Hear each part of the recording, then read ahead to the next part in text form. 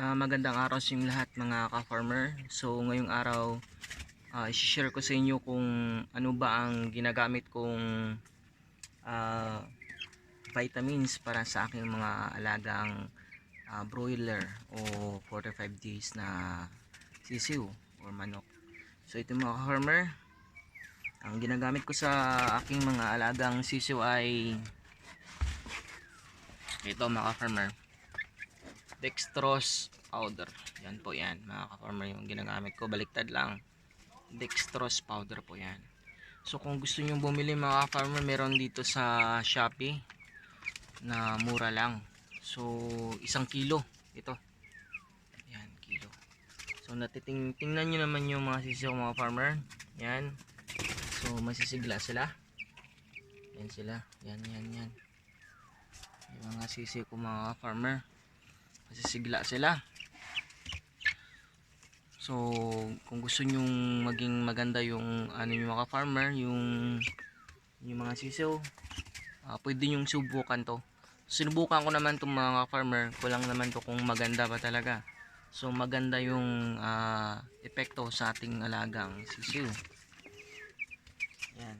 So yung iba kasi mga farmer bitrasin, iba lahat, pero sa akin ito lang naman. Pero hindi ko naman sinasabing ito talaga gamitin nyo ka farmer, no?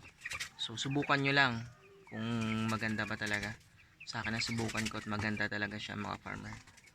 So kasi sa akin naisip ko, pag napunta tayo mga farmers sa hospital, so anong ginagawa una? O di ba inaano tayo ng dextrose mga farmer. So yun. What if kung sa manok yun, no? So lalo pa talagang lalakas yung manok natin. So yun, farmer.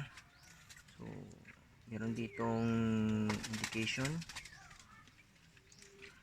So formula din lahat mga farmer, hindi ko na mababasa sa inyo kung ano bang ano nito, pero mga farmer kung gusto nyong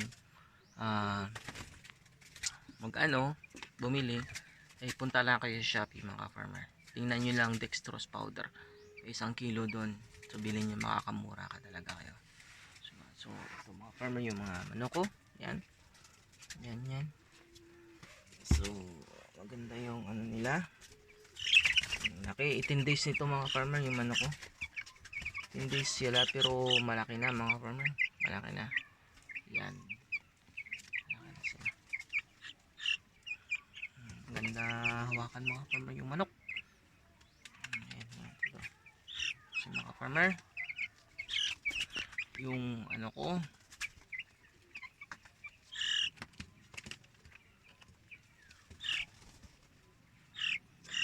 yun. Cute mga farmer. So yun, sa muli mga farmer, kung gusto nyo yung content ko about sa ating alagang sisiw, so paki-like na lang o subscribe sa aking channel para updated kayo sa aking mga future videos mga farmer. So yan ulit. Yan. So lahat yan ay 50 heads sila. So, maraming salamat yung lahat sa panonood. God bless sa atin.